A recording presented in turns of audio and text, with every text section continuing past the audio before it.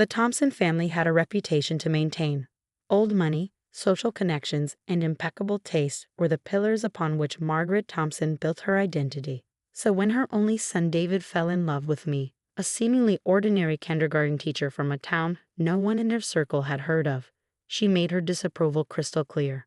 "She seems nice," Margaret had said after our first meeting, the word nice carrying the weight of profound disappointment. "But honestly, David, what could you possibly have in common with someone so simple?" David defended me, of course. He loved that I was unpretentious and genuine, qualities in short supply among the social climbers he'd grown up around. But Margaret's campaign of subtle undermining continued for the 2 years we dated, reaching its peak when David proposed with his grandmother's ring. "Congratulations," Margaret had said coldly over the phone when David shared the news. "I suppose we'll need to start planning immediately. There's so much Sarah will need to learn about how things are done in our world." Our world. As if I were an alien visiting from another planet rather than someone born just 50 miles away. The wedding planning became Margaret's battlefield. Every decision, the venue, the caterer, the flowers, became an opportunity to highlight the gulf between my limited experience and the Thompson family standards. I tried to remain gracious, reminding myself that this was about marrying David, not winning his mother's approval. Then came the dress shopping expedition. Margaret had insisted we visit an exclusive bridal salon in the city where, she informed me, Thompson women had been selecting their wedding gowns for generations. The appointment had been scheduled months in advance, and Margaret had arranged for several of her closest friends to accompany us, women whose names regularly appeared in society pages and charity gala photographs. "It's tradition," she explained when I suggested keeping the shopping party smaller. "These women have known David since he was a child. Their opinion matters." What she really meant, of course, was that my opinion mattered less. The salon was exactly as intimidating as I'd expected. All crystal chandeliers and champagne flutes, with gowns displayed like museum pieces. The owner greeted Margaret with air kisses and exclamations about how long it had been since they'd seen each other. "And this must be the bride," she said, examining me with a professional smile that didn't quite reach her eyes. "Yes, this is Sarah," Margaret replied. "We'll need something that flatters her figure.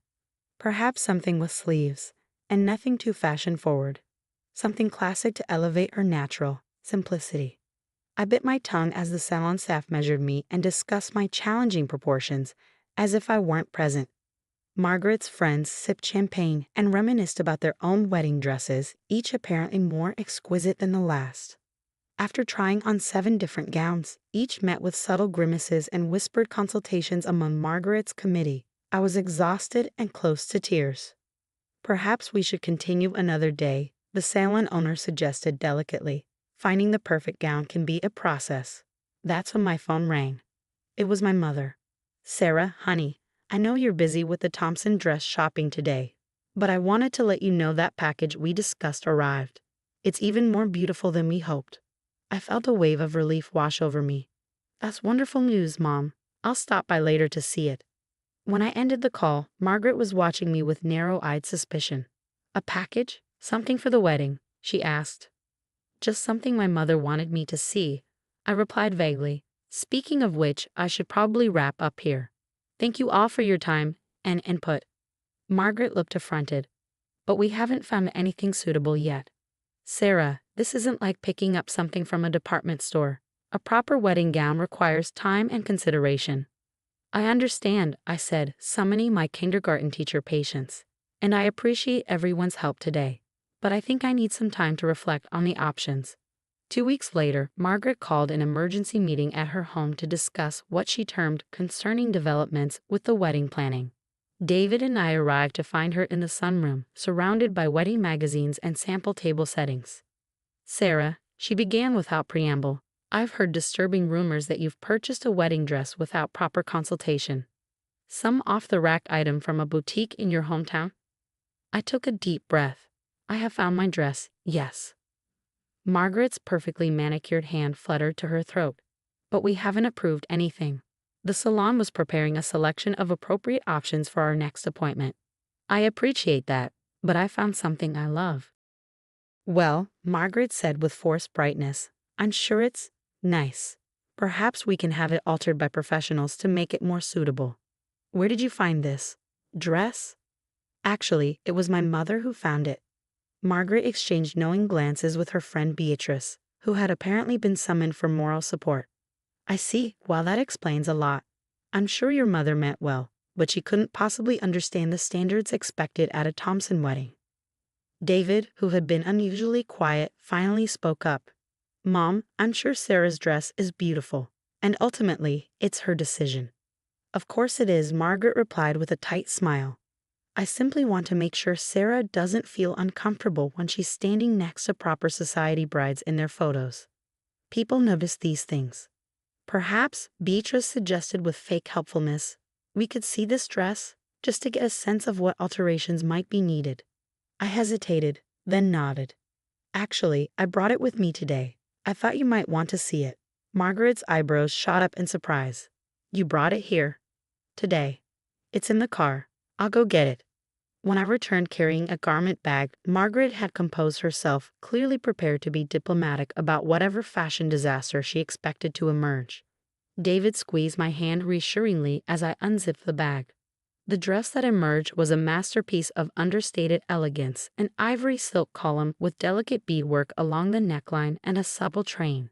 Even on the hanger, it was clearly something special. What a shame your family couldn't afford something better.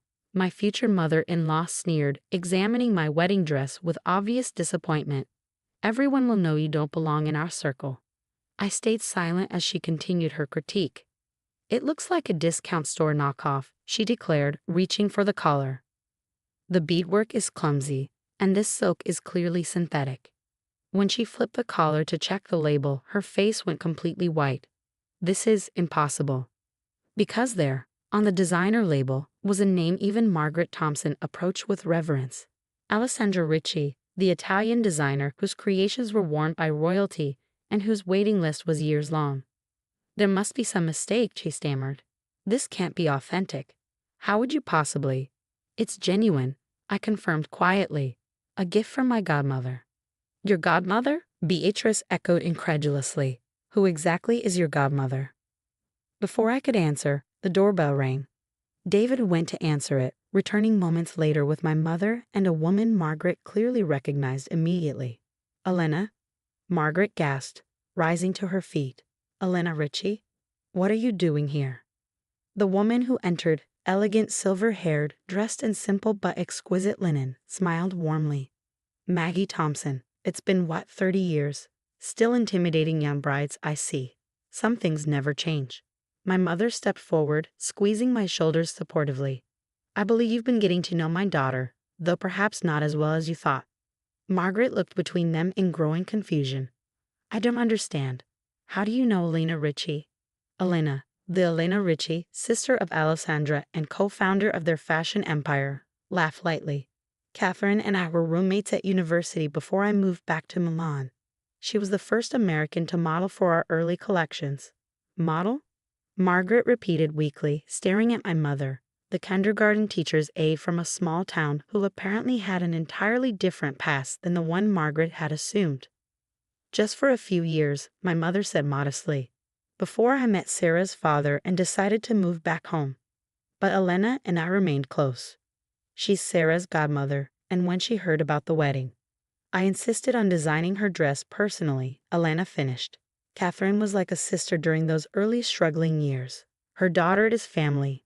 Margaret sank back into her chair, speechless for perhaps the first time in her life.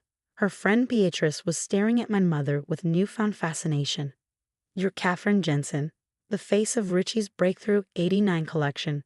I still have those magazine spreads. You disappeared from the fashion world so suddenly. My mother smiled. I found another calling, one that made me happier than the fashion world ever did. I felt David's arm slip around my waist as we watched his mother attempting to recalibrate everything she thought she knew. So you see, Margaret, I said gently, while I appreciate your guidance with the wedding planning, I do have some resources of my own. And more importantly, I know exactly who I am and where I come from, even if you've made some incorrect assumptions. The silence that followed was broken by Elena, who clapped her hands decisively. Shall we discuss the rest of the wedding party? I've brought some sample designs for the mother of the groom. Something that would complement Sarah's dress beautifully. Maggie, if you're interested. 2 days later, David and I were having dinner at my parents' modest but comfortable home, the home where I'd grown up, surrounded by photographs of my mother's brief but significant modeling career alongside pictures of school plays and soccer tournaments. I've never seen my mother speechless before, David marveled, helping my father grill vegetables in the backyard. She's been almost deferential since meeting your mom and Elena. My father laughed. Catherine has that effect on people when they discover her past. She never made a big deal of it. That's not her style. But she was quite something in her day. Still is. I called from the patio table where I was helping my mother set up dinner. My mother smiled. The funny thing is, Margaret and I probably would have found common ground if she'd bothered to ask rather than assume. We both left high-profile worlds to focus on family. We both value education and community. But she was so busy sizing me up for where I fit in her social hierarchy that she never saw me at all. The wedding planning shifted dramatically after what David jokingly called the dress revelation. Margaret didn't exactly become warm, but her approach changed from condescension to careful respect. She consulted rather than dictated, and occasionally even deferred to my mother's connections, which turned out to include not just Elena Ritchie but several other notable figures from her previous life. On the day of the wedding, as my mother helped me into the exquisite dress that had caused such a stir, I reflected on the unexpected gift Margaret's snobbery had delivered, the chance to bridge two parts of my family history and to claim my own identity in the process. You know, my mother said, adjusting my veil, in all my years wearing runway creations, I never felt as beautiful in a dress as I know you will today, because today you're marrying for love, not for appearance. When I walked down the aisle toward David, I passed Margaret in the front row. For once, her focus wasn't on how things looked to others or whether standards were being maintained. Instead, there were tears in her eyes as she watched her son's face light up at the sight of me. At the reception, Elena Ritchie raised a toast that perfectly captured the journey we'd all taken. To David and Sarah, and to the two families joining today. May you all discover, as I have throughout my career, that true elegance comes not from labels or pedigrees, but from authenticity, kindness, and the courage to see beyond first impressions. Margaret, seated beside Elena at the head table, actually clinked glasses with my mother at these words. Later, as David and I danced under the stars, he whispered, "You know what my favorite part of that dress is?" "What?" I asked, expecting him to comment on the exquisite beadwork or perfect fit. That underneath all its fancy pedigree, it's being worn by the down-to-earth kindergarten teacher I fell in love with. The one who knows exactly who she is, with or without designer labels. I kissed him, grateful for a partner who had seen me clearly from the beginning, something his mother was only now learning to do. 6 months after the wedding, Margaret invited my mother and me to tea at her home.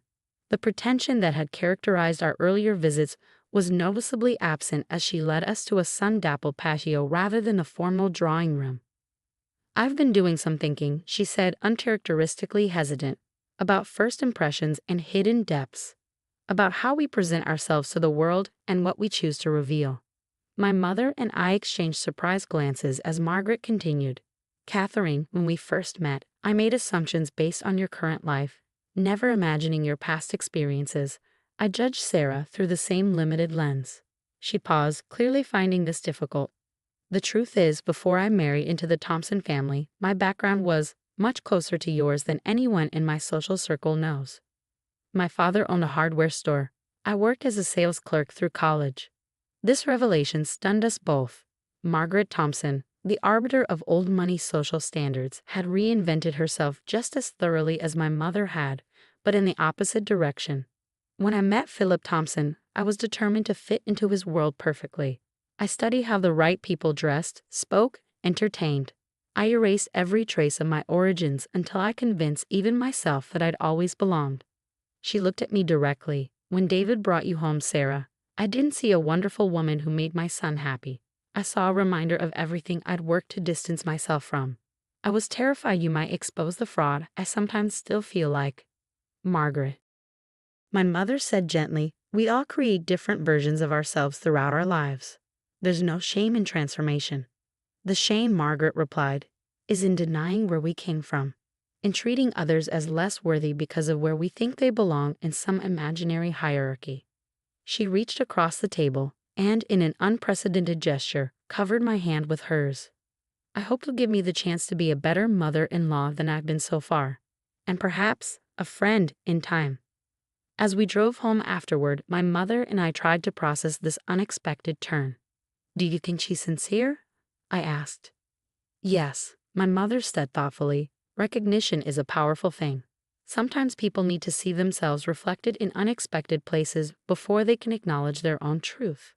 Like seeing a kindergarten teacher in an Alessandra Ricci original?" My mother laughed. "Exactly, but the dress didn't change who you are, Sarah. It just helped Margaret see past her own prejudice. And that perhaps was the greatest gift of all. Not the designer dress or the social connections, but the reminder that our true worth has nothing to do with labels, whether they're sewn into a wedding gown or attached to a family name." A year later, when I discovered I was pregnant, Margaret was among the first people we told. Her eyes filled with tears as she hugged me, a genuine embrace without concern for appearances. "This child," she said, "will have the best of all worlds. Thompson determination, Jensen creativity, and parents who know the value of authenticity." As we left her home that evening, David squeezed my hand. "Who would have thought a wedding dress could change so much?" "Not the dress," I corrected him, "the willingness to look beyond it.